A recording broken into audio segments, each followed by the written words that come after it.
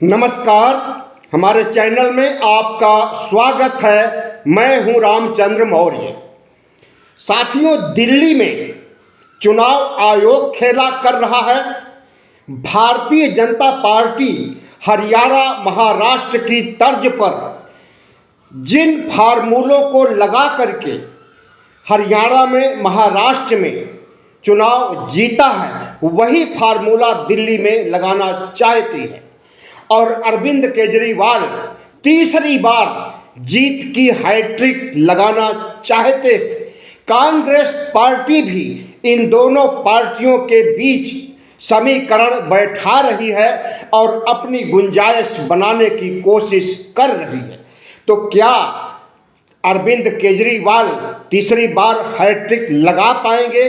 क्या भारतीय जनता पार्टी साम दाम दंड भेद ईवीएम सेटिंग, वोटों की कटिंग करके चुनाव जीत पाएगी? आज हम इसी पर विश्लेषण पेश करेंगे और आपसे चाहेंगे कि अगर आप पहली बार हमारे चैनल को देख रहे हैं तो इसे सब्सक्राइब कर लीजिए। धन्यवाद। 1998 से भारतीय जनता पार्टी दिल्ली की सत्ता में नहीं है। पूरे देश पर राज करने वाली भारतीय जनता पार्टी के बारे में कहा जाता है कि दीपक तले अंधेरा। जिस दिल्ली में भारत की राजधानी है, उसी दिल्ली में भारतीय जनता पार्टी का वजूद नहीं है। लेकिन भारतीय जनता पार्टी इस बार 2025 के चुनाव में साम दाम दंड भेद और ईवीएम की सेटिंग चुनाव आयोग को सेट करके हर कीमत पर चुनाव जीतना चाहती है और अरविंद केजरीवाल के हर दांव को, हर फ्रीबीज को, हर जनता को दी जाने वाले लाभ को धक्का बताते हुए भारतीय जनता पार्टी आगे बढ़ना चाहती है और हर कीमत पर चुनाव जीतना चाहती है। भारतीय जनता पार्टी ने हरियाणा में, महाराष्ट्र में महिलाओं का वोट साधने के लिए जिस तरह से काम किया था, वही फार्मूला केजरीवाल भी अपना रहे हैं दिल्ली में। और उन्होंने घोषणा किया है कि महिलाओं को 18 साल से लेकर के 60 साल तक की महिलाओं को 2100 रुपए दिए जाएंगे चुनाव जीतने के बाद हर महीने, और अभी 1100 रुपए दिए जाएंगे। इसके लिए पूरी दिल्ली में रजिस्ट्रेशन हो रहा है। रजिस्ट्रेशन की पहली शर्त यह है कि महिला के पास वोटर कार्ड होना चाहिए। जाहिर है कि गाजियाबाद, फरीदाबाद, सोनीपत, हरियाणा की यानी एनसीआर की महिलाएं सुविधा नहीं ले सकती हैं। महिला सम्मान योजना के तहत सिर्फ दिल्ली की वोट देने वाली महिलाएं ही सुविधा ले सकती हैं। जबकि अरविंद केजरीवाल की जितनी भी लाभार्थी योजनाएं हैं, उसमें से लगभग आधे से अधिक योजनाओं को एनसीआर के लोग भी उससे लाभान्वित हो रहे हैं। और स्वास्थ्य योजना के तहत तो पूरे देश का व्यक्ति अगर आ जाए दिल्ली में तो वह निःशुल्क इलाज करा सकता है, निःशुल्क ऑपरेशन करा सकता है और निःशुल्क दवाइयां हासिल कर सकता है आज भी।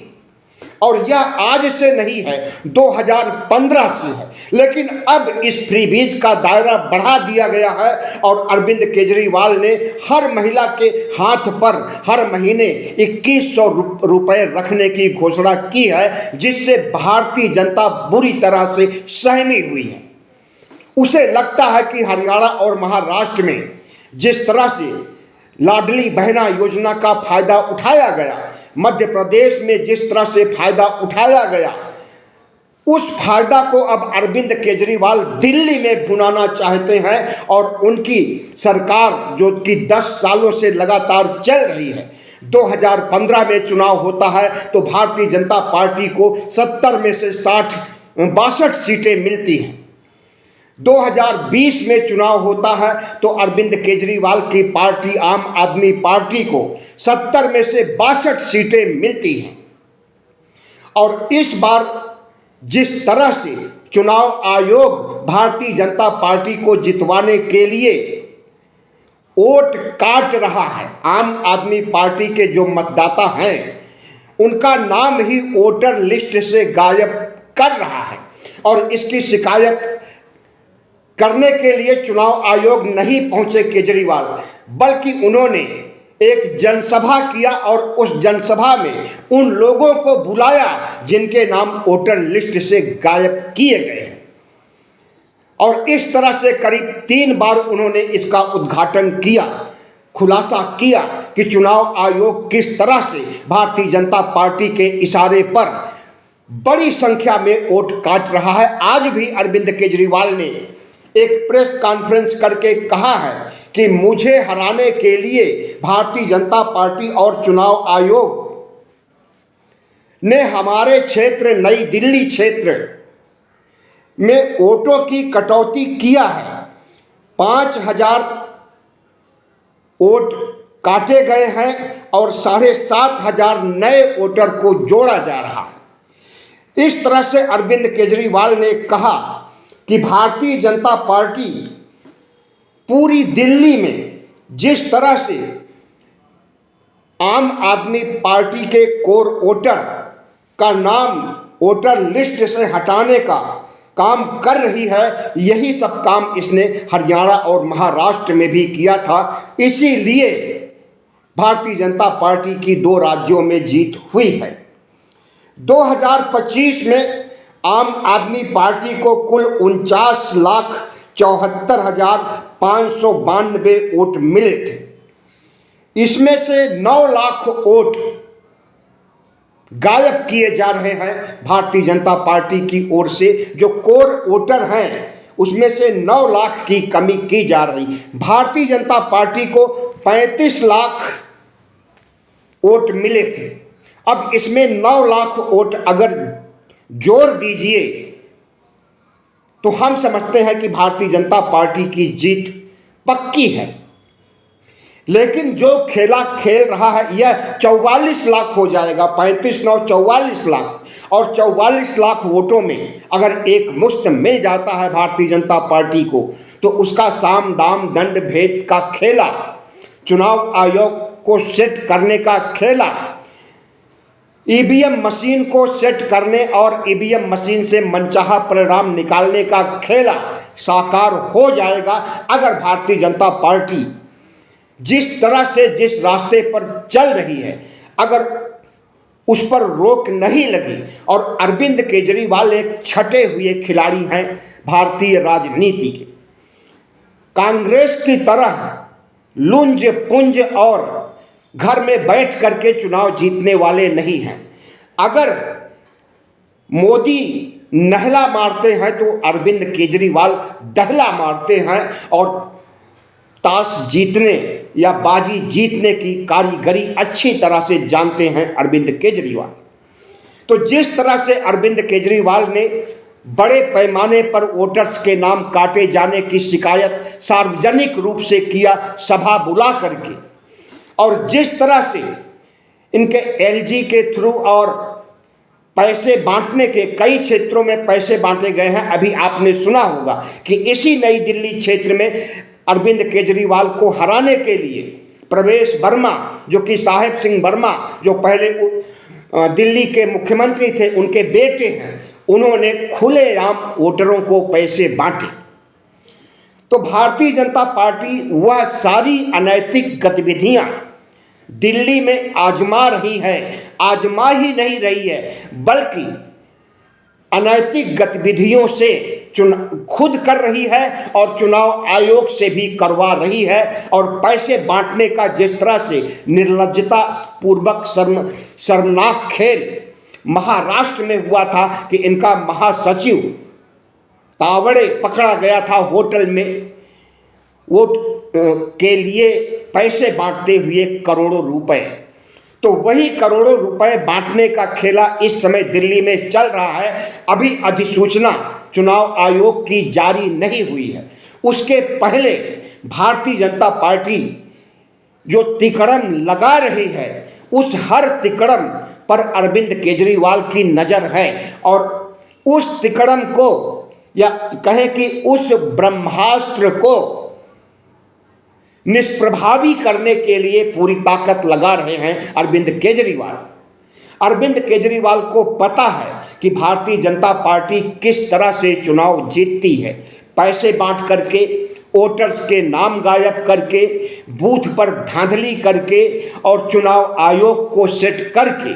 जिस तरह से भारतीय जनता पार्टी हर राज्यों में चुनाव जीतना चाहती है, उसी तरह से दिल्ली जीतना चाहती है। लेकिन दिल्ली में अरविंद केजरीवाल और इनकी टीम बैठी हुई है, इनकी हर गतिविधियों पर नज़र रखती है और जैसे ही कोई लूज पॉइंट दिखाई देता है, हल्ला मचा करके इनकी भद्द पीटने के लिए भारतीय जनता पार्टी के चाल चरित्र चेहरे को उजागर कर देती है। ऐसे में इस बार दिल्ली का चुनाव बहुत दिलचस्प हो गया है। अरविंद केजरीवाल सबसे पहले व्यक्ति हैं जिन्होंने कि लाभ जनता को डायरेक्ट पहुंचा करके शासन किया है 2015 से 2024 तक। इसके पहले भी कुछ समय के लिए इनकी सरकार बनी थी, तभी से इन्होंने लाभार्थी वोटर्स को बना करके चुनाव जीतने की पद्धति शुरू की और यह पद्धति अब पूरे देश में हर राज्यों में अपनाई जा रही है। जिस फ्री बीज लाभार्थी योजना की नरेंद्र मोदी धज्जियां उड़ाते थे तमाम सभा सम्मेलनों में, अब उसी फ्री बीज और लाभार्थी योजना को प्रधानमंत्री नरेंद्र मोदी पूरे देश में हर राज्यों में लागू करके चुनाव जीत रहे हैं। और हरियाणा और महाराष्ट्र में फ्री बीज की जिस तरह से घोषणा हुई है, डायरेक्ट लाभ पहुंचाने की जो स्कीम सामने लाई गई है, उससे भारतीय जनता पार्टी की जीत सुनिश्चित हो गई और कांग्रेस और अघाड़ी गठबंधन की हार हुई है। ऐसे में क्या हरियाणा और महाराष्ट्र का फार्मूला दिल्ली में लागू हो पाएगा? हमें नहीं लगता। अरविंद केजरीवाल राजनीति के छटे हुए खिलाड़ी हैं। अरविंद केजरीवाल न तो समाजवाद लाने की बात कहते हैं, अरविंद केजरीवाल न कांग्रेस की तरह धर्मनिरपेक्षता या पिछड़ों दलितों को मुद्दा बना रहे हैं, बल्कि अरविंद केजरीवाल जनता को डायरेक्ट लाभ दे करके उनसे वोट हासिल शुरू से करते रहे हैं और आज भी इसी रास्ते पर चल रहे हैं। और जब उनके रास्ते में चुनाव आयोग और भारतीय जनता पार्टी एक अवरोधक की तरह उत्पन्न हो गई है, तब भारतीय जनता पार्टी और चुनाव आयोग को बेनकाब करने में कोई कोर कसर नहीं छोड़ रहे हैं अरविंद केजरीवाल। अवैध वोट का आरोप लगाया जा रहा है केजरीवाल पर। आज भारतीय जनता पार्टी ने एक प्रेस कॉन्फ्रेंस किया और कहा कि नरेला में सिर्फ एक दिन में यानी 25 दिसंबर को 5000 लोगों ने, नए वोटर्स ने वोट के लिए अप्लाई किया।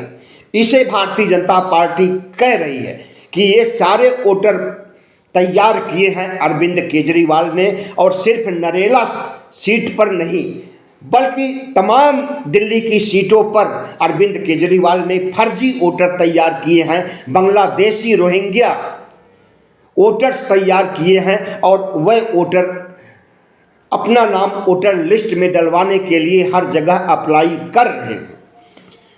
तो अरविंद केजरीवाल को भारतीय जनता पार्टी के लोग बेनकाब कर रहे हैं और अरविंद केजरीवाल और उनकी टीम भारतीय जनता पार्टी को बेनकाब कर रही है। लेकिन अरविंद केजरीवाल ने जो आरोप लगाया है, हम समझते हैं कि यह आरोप संज्ञान में लेना चाहिए इंडिया गठबंधन को और हर जगह हर राज्यों में जहां जहां चुनाव हो, अरविंद केजरीवाल की तरह भारतीय जनता पार्टी पर निगाह रखनी चाहिए और इनके हर ब्रह्मास्त्र को बेअसर करने की कोशिशें की जानी चाहिए, वरना जनता के मतदान से नहीं बल्कि साम दाम दंड भेद से सभी राज्यों में भारतीय जनता पार्टी छा जाएगी। और यही फार्मूला राष्ट्रीय स्तर पर अपना करके होने वाले मध्यावधि चुनाव, जल्दी होने वाले हैं मध्यावधि चुनाव, आप चिंता मत कीजिए, साल भर हमें लगता है कि नहीं लगेगा। जिस तरह से नीतीश नाराज चल रहे हैं, नायडू नाराज चल रहे हैं और नीतीश कुमार और भारतीय जनता पार्टी में जो जंग छिड़ी हुई है यह किसी निर्णायक मोड़ पर जाने वाली है। नीतीश कुमार की पार्टी में दो ऐसे नेता हैं, ललन सिंह और संजय सिंह, जो कि भारतीय जनता पार्टी के इशारे पर काम करते हैं और जनता दल यू की अंदरूनी सभी सूचनाएं बाहर लीक कर रहे हैं भारतीय जनता पार्टी के पास। यह बात नीतीश कुमार को अच्छी तरह से पता है और उन्हें यह भी पता है कि भारतीय जनता पार्टी बिहार में अपना मुख्यमंत्री बनाने के लिए जो दांव पेच लगा रही है, आए दिन ऐसे ऐसे लोगों से बयान जारी करवाती है और फिर मुकर जाती है अपने ही कुकर्मों से। एक दिन कोई नेता कहता है कि भारतीय जनता पार्टी की सरकार बनेगी और मुख्यमंत्री बनेगा, फिर पलटी मार जाते हैं, क्योंकि नीतीश कुमार अगर नाराज हुए तो न सिर्फ बिहार की सरकार गिरेगी बल्कि दिल्ली की सरकार भी गिरेगी। मोदी सरकार जो बैसाखियों में है, अगर दो बैसाखी में से एक भी बैसाखी हटी तो दुर्घटना घटी। तो इस तरह से प्रधानमंत्री नरेंद्र मोदी और शाह फूंक फूंक करके कदम रख रहे हैं, लेकिन जो कदम रख रहे हैं ऐसा आज तक कभी नहीं हुआ। भारतीय जनता पार्टी एक ऐसी पार्टी अब बनती जा रही है जिसमें तानाशाही रवैया और मतदान के खिलाफ सेटिंग से चुनाव जीतने की कोशिशें हो रही हैं। उन्हें पता है कि जनता उन्हें वोट नहीं देने वाली है। अगर उनकी जीत होगी तो चुनाव में हेरा फेरी, वोटर्स के नाम काटे जाने, ईवीएम में सेटिंग और चुनाव आयोग को दिए गए निर्देश के आधार पर ही उनकी जीत हो सकती है। और इस काम के लिए वह पूरी तरह से कोशिश कर रहे हैं। और दिल्ली में जिस तरह से एलजी के माध्यम से भारतीय जनता पार्टी सियासत कर रही है, अरविंद केजरीवाल की महिला सम्मान योजना को निष्प्रभावी करने और इस योजना को अमल में न आने देने के लिए भारतीय जनता पार्टी एलजी के कंधे पर बंदूक रख करके चला रही है। और एलजी के द्वारा तमाम अखबारों में विज्ञापन दिए गए, समाचार प्रकाशित किए गए, तमाम चैनलों पर कहा गया कि लाभार्थी योजना, महिला सम्मान योजना गैर कानूनी है, इसे रोका जाना चाहिए। महाराष्ट्र में गैर कानूनी नहीं थी यह योजना, हरियाणा में और अन्य राज्यों में जहां जहां भारतीय जनता पार्टी जीती है वहां पर गैर कानूनी नहीं थी, लेकिन दिल्ली में महिला सम्मान योजना गैर कानूनी करार दे रहे हैं नरेंद्र मोदी। एलजी के माध्यम से इसकी जांच कराने के लिए एलजी ने कहा है और कई अधिकारियों को लगाया गया है जांच करने के लिए। याद रहे कि दिल्ली सरकार के जितने भी अधिकारी हैं वह अरविंद केजरीवाल के कहे में नहीं हैं। उनकी ट्रांसफर पोस्टिंग भी अरविंद केजरीवाल नहीं कर सकते हैं, बल्कि यह सब काम एलजी के हाथों में यानी मोदी और शाह के हाथों में सुरक्षित है।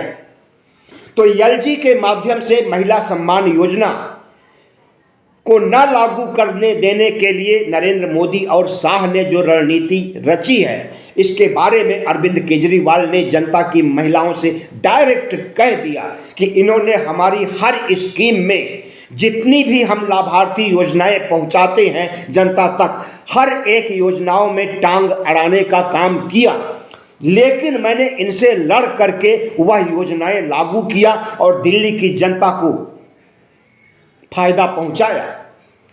तो महिला सम्मान योजना के लिए भी लड़ेंगे। अगर नरेंद्र मोदी हरियाणा, महाराष्ट्र और दूसरे राज्यों में महिला सम्मान योजना के द्वारा, लाडली बहना स्कीम के द्वारा चुनाव जीत सकते हैं, तो अरविंद केजरीवाल दिल्ली में महिला सम्मान योजना के तहत चुनाव क्यों नहीं जीत सकता। अरविंद केजरीवाल एक ऐसे शख्स हैं जो नरेंद्र मोदी की काट जानते हैं कि किस तरह से इन्हें भाषणों में हराना है, किस तरह से इन्हें वोट के जरिए लोकतांत्रिक ढंग से हराना है और किस तरह से इन्हें बेनकाब करना है।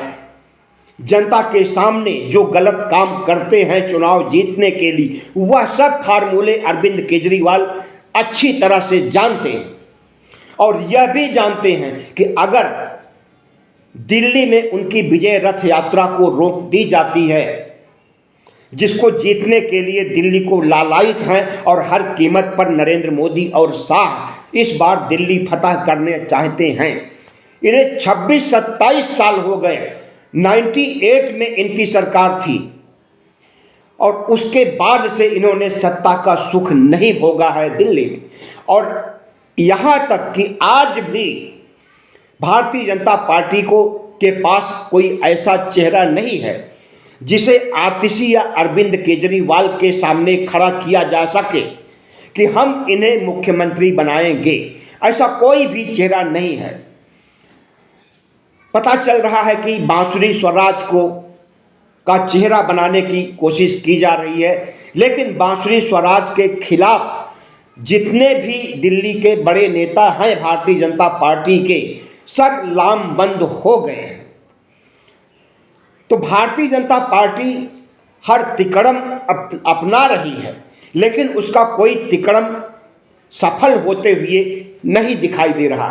और अरविंद केजरीवाल, जाहिर है कि 2015 में 67 सीटें, 2020 में 62 सीटें, तो हो सकता है कि इस बार भी सीटों की संख्या में कमी हो, लेकिन हार नहीं होगी।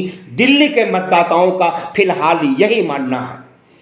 मैंने एक सर्वेक्षण किया था, मैं इलाज कराता हूं लोकनायक हॉस्पिटल दिल्ली में, डायबिटीज का इंसुलिन और दवाइयाँ फ्री में हमें भी मिलती हैं।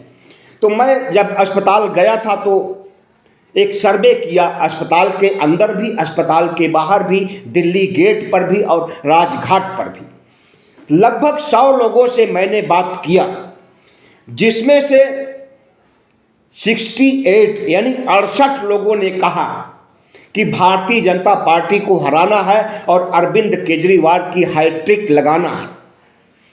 तो हम समझते हैं कि जो सीटों की संख्या 62 है, यह घट करके 52 या 50 या 48, लेकिन 45 से कम किसी भी सूरत में नहीं होने वाला।